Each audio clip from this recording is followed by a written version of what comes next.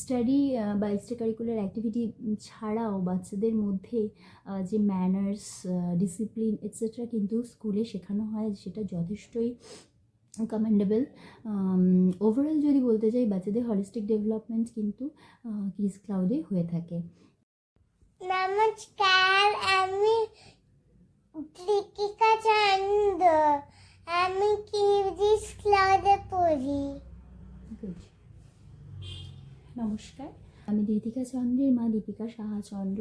Kids ক্লাউডের সাথে আমাদের জার্নিটা প্রায় অনেকটা সময় জুড়ে। মাত্র 21 মাস বয়সে আমরা দীপিকাকে কিডস ক্লাউডে অ্যাডমিট করাই। তার প্রধান রিজন হচ্ছে সে বাড়িতে অনেকটা সময় একা কাটায় এবং সেই একাকিত্ব দূর করতেই আমরা কিডস ক্লাউডে খুব অল্প বয়সে তাকে অ্যাডমিট করাই। প্রথম থেকে সে একটু আধটু কান্নাকাটি করলেও পরবর্তীতে কিন্তু সেখানকার হোমলি অ্যাটমসফিয়ার সে ভীষণভাবে এনজয় করতে থাকে। বরাবরই সে সকলের সঙ্গে মেলামেশা কমিউনিকেট করতে ভালোবাসে, যার জন্য স্কুল কিন্তু তার কাছে অন্যতম প্রিয় জায়গা। এই কিডস ক্লাউডে যে লার্নিং মেথড, সেটা কিন্তু ভীষণ প্রোডাক্টিভ ওয়ে এবং ফান ওয়েতে হয়ে থাকে, যার জন্য বাচ্চারা কিন্তু দ্রুতই সব কিছু শিখে উঠতে পারে। প্যারালেলি যে extra curricular activity like drawing, dancing, crafting etcetera করানো হয়ে থাকে, এগুলো কিন্তু বাচ্চাদের সঠিক কাইন্ড অফ এক্সপোজার বাচ্চাদের ক্ষেত্রে হয়ে থাকে। এছাড়া যে বিভিন্ন theme day celebration like blue day, red day etcetera কিন্তু বাচ্চাদের জন্য যথেষ্ট শিক্ষণীয় বিষয়, এবং বিভিন্ন মনীষীদের বার্থডে সেলিব্রেশন, সেটাও কিন্তু তাদের জন্য তাদের জানার কিন্তু ভীষণ প্রয়োজন তাদের।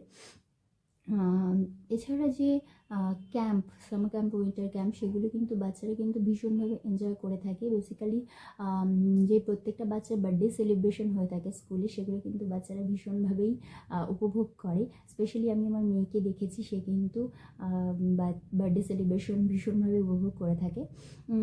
স্টাডি বা এক্সট্রা কারিকুলার অ্যাক্টিভিটি ছাড়াও বাচ্চাদের মধ্যে যে ম্যানার্স, ডিসিপ্লিন এটসেট্রা কিন্তু স্কুলে শেখানো হয়, সেটা যথেষ্টই কমেন্ডেবল।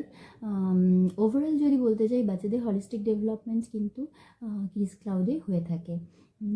আমরা শুরুতেই অ্যাডমিট করার সময় ফিউচার প্ল্যানিং তো সকলেরই থাকে, এবং শুরুতে আমরা ভেবেছিলাম যে একটা কনভেন্ট স্কুলে মেয়েকে হায়ার স্টাডি করানো হবে, যার জন্য একটা এক্সপেকটেশন ছিল যে স্কুল কর্তৃপক্ষ যেন আমাদের পাশেই থাকে ইন্টারভিউ প্রিপারেশন চলাকালীন, এবং সেটা কিন্তু হয়েছে।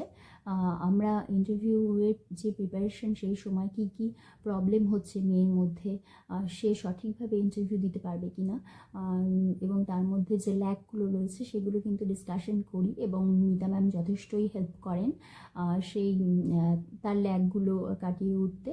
এবং পরবর্তীতে সে কিন্তু ইন্টারভিউ দিয়ে ক্র্যাকও করে, সেটা হচ্ছে চন্দননগর সেন্ট জোসেফে সে কিন্তু ইন্টারভিউ ক্র্যাক করেছে।